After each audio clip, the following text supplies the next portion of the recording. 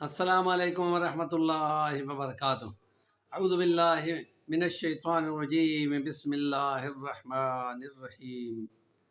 ولا تأکلوا الربا اضعافا مضاعفہ واتقوا اللہ۔ وقال اللہ تعالی فی سورۃ النحل: کلوا مما رزقکم اللہ حلالا طیبا۔ قال نبی صلی اللہ علیہ وسلم: الراشی والمرتشی کلاہما فی النار۔ وقال النبی صلی اللہ علیہ وسلم: من غش فلیس منا۔ صدق اللہ العظیم۔ رب اشرح لی صدری۔ صبر کے مراحل معاشرت میں کتنے پہلو ہیں، بے شمار پہلو ہیں۔ خاص طور پہ روزگار کمانے کے سلسلے میں اسلام کے احکام میں حلال اور حرام کی تمیز ہے، اور اس حلال کی بہت تاکید کی گئی ہے۔ کتنی بے شمار قرآن میں آیات ہیں کہ حلال کھاؤ اور نیک عمل کرو، دعا اسی سے قبول ہوتی ہے۔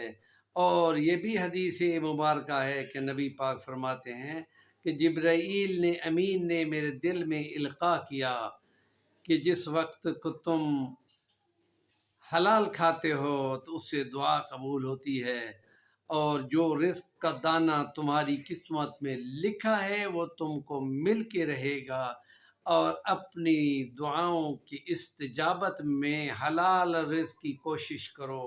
یہ کوشش کرنا بھی عبادت ہے۔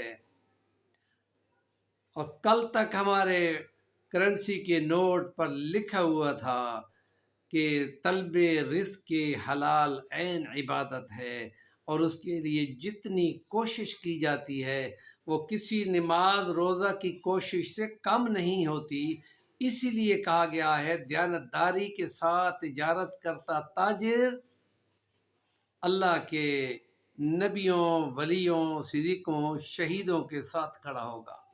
تو یہ مرحلہ بہت زیادہ صبر آزما ہے کہ اس میں من کی کوشش دنیا کی شاہد حرام کی طرف ہے، سود کی طرف ہے، ملاوٹ کی طرف ہے، رشوت کی طرف ہے، دغا بازی کی طرف ہے، لوٹ مار کی طرف ہے، ڈاکہ زنی کی طرف ہے، چوری کی طرف ہے۔ یہ سارے وہ ذرائع ہیں جن سے منع کیا گیا ہے۔ ذخیرہ اندوزی اس میں ایک طریقہ ہے کہ نبی پاک نے فرمایا المحتکر خاطئ، اور جو ذخیرہ اندوزی کر کے قیمتیں بڑھاتا ہے، رزق اور سپلائی لائن کو کاٹ کر قیمتوں کی طلب کو بڑھاتا ہے، وہ خاطی ہے۔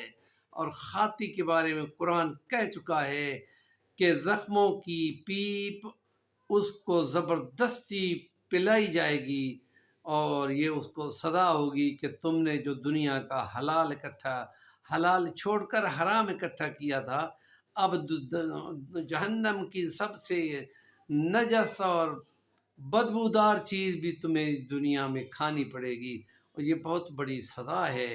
اور اس لیے مسلمان کا یہ حق ہے کہ کوشش کرے کہ حلال کھائے، حرام کے لقمے سے بھی بچے، کیونکہ استجابت میں وہ حرام کا لقمہ 40 دن تک اپنے مراحل میں ہوتا ہے، اور اس عبادت کا اثر نہیں ہوتا، اور وہ ساری ضائع ہو جاتی ہیں۔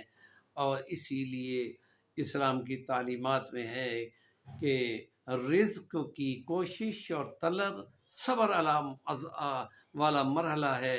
اور حضرت عمر فاروق نے اس خاتون کی بیٹی کو جو ماں کو کہہ رہی تھی اماں دودھ میں ملاوٹ نہ کرو، یہ بے ایمانی ہے، بے دینی ہے، یہ رزق حرام ہے، ایسا نہ کرو، اور ماں کہہ رہی تھی زیادہ دودھ بنے گا تو زیادہ پیسے آئیں گے۔